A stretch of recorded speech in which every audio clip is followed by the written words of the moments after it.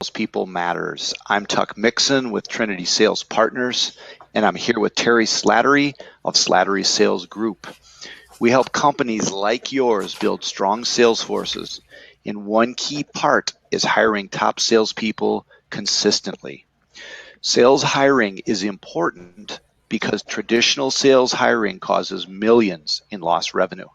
In a moment, you'll see how valuable strong salespeople are, and you will see how much weak ones cost you. First, let me quickly introduce Terry Slattery. I work with Terry because he is the best at helping companies discover and articulate their competitive differentiation. Terry's clients see better margins and significantly higher win rates, often from less than 25% to greater than 60%. Over the past 32 years, Terry has helped thousands of companies in hundreds of industries. Welcome, Terry. Thanks, Tuck. And I work with Tuck because he helps his clients grow and gain an advantage with their sales force.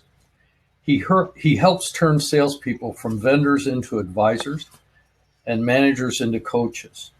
Tuck's been selling since 1985, and he began recruiting, hiring, and leading salespeople, dealers, and distributors in 1992. I work with Tuck because he gets real results. Thank you, Terry. Here's a quick rundown of our agenda. We will take a look at the consequences of having weak salespeople and then contrast that with what strong salespeople do. They produce more income. We will discuss why sales hiring matters, take a look at the hiring results that are possible, and end with what you can do.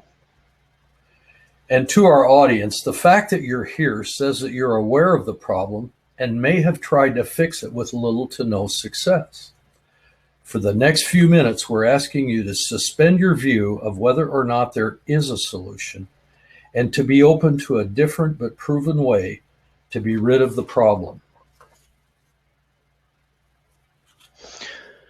So, when you have weak salespeople, they struggle, you get frustrated, and you lose millions. In contrast, when you have strong salespeople, you get credit, you achieve goals, and you make more money. And Tuck, one of the things that will help this audience gain a deeper understanding of the impact of weak salespeople is for you to share findings from a study you ran into that explains it clearly. That's right, Terry. As the chart shows here, we're looking at salesperson revenue and looking at quota attainment, comparing the top 50% to the bottom 50% of 50 sales forces. This data was from Insight Squared. And as you can see, there is a huge difference between the 159% of the top salespeople versus the only 49% on average quota attainment for the bottom 50%. Okay, we just saw the contrast between the top and bottom 50%. And now we're looking at the study broken out into quota attainment by quartile. And I'd like to give this reminder to our audience. This is not anecdotal stuff. It's based on the study of 50 companies. Tuck, tell us more. So the first thing that jumps out when I looked at this data and looking at this pie chart, you can see the top 25% actually are at 208% of quota attainment, and that turns out to be 51% of total revenue. So the top 25% of your sales force produces over half of your revenue. Looking at the next 25%, they're doing okay, not bad at 110%. Now let's look at the bottom.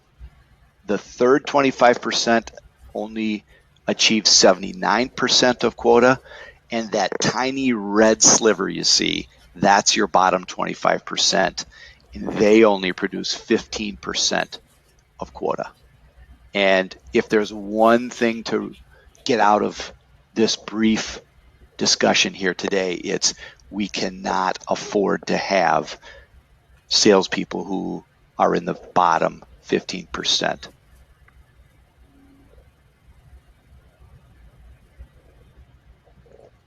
Terry, what does it look like from a revenue perspective? What is the impact of top and bottom salespeople on revenue?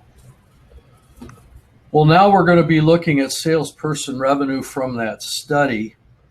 And instead of quota attainment, we're going to be looking at revenue. And as you can see, the difference in revenue is dramatic.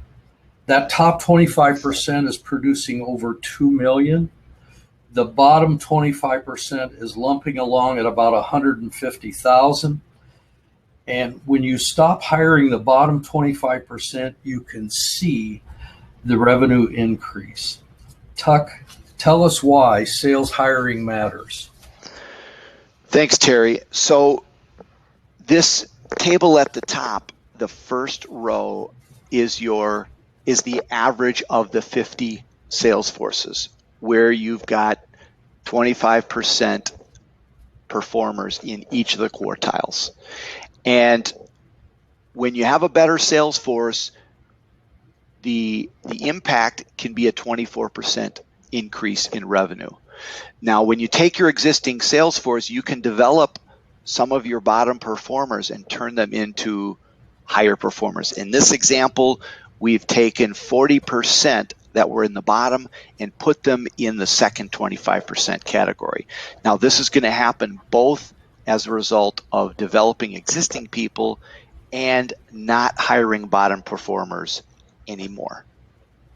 So where the revenue increase really starts to make a difference is as the turnover in your sales force occurs and you don't hire the bottom people anymore, what you're really focusing on is let's only hire people in the top 25%.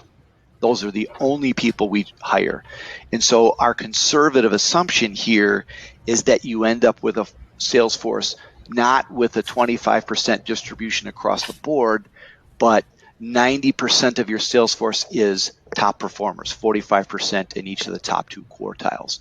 And so when you look at the impact on revenue, starting from an average sales force where you've got 20 million in revenue, when you're better, you go to 25 million in revenue, as this second chart shows, and then look at the impact of a strong sales force. It's nearly a $9 million increase in revenue, and that's why sales hiring matters. Terry, what kind of sales hiring results do you get when you follow a proven process? Tuck, we've got some proof of hiring results after only 1 year of applying the model. On the left-hand side, you can see the hiring process that most people are following, where it's 50% effective and you wind up with 50% mediocre people. After only 1 year, the right side shows us that a third-party predictive validity study helped us to understand that the new hires following this process were in the top half of the sales force after 1 year. And of course, there were 8% that still weren't there. Tuck, why don't we talk about the worst case scenario? So the worst case scenario is when, instead of following the proven process that helps you hire the right people for every sales role, instead you hire the people who are not recommended. And in this particular study of a number of sales forces, it turned out that there were some people who thought that they knew better. And these are the results. Instead of, when you hire the people who are actually not recommended in this process, 75% failed within 6 months. And let's contrast that with 92% being in the top of the half of the sales force after the first year versus 75% failing within 6 months. Nearly every person we talked to, when faced with this stark difference says, yes, I'm willing to follow a better process. Terry, let's address what many people are thinking at this point. The business case for hiring strong salespeople makes sense, but how do you actually hire top salespeople consistently? It starts with moving away from a traditional but ineffective process where you're going to spend a lot of time and still wind up with that 50% split in results that we've been talking about. And we know that it's very important as you move to a proprietary and effective method to do it that you understand the results that are available.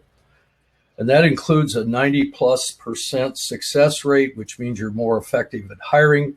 You're going to get it done in 75% less time. So, Tuck, I think we're at the point where the marketers tell us to do the call to action.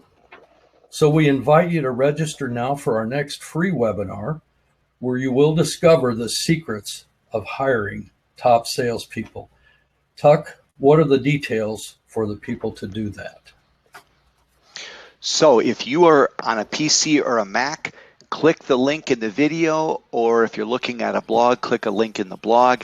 If you're on an iPhone or an Android, go beneath this video, click that link, and you'll get to a page that looks just like this. Register for the webinar, and we thank you for listening, and we look forward to seeing you on this next webinar.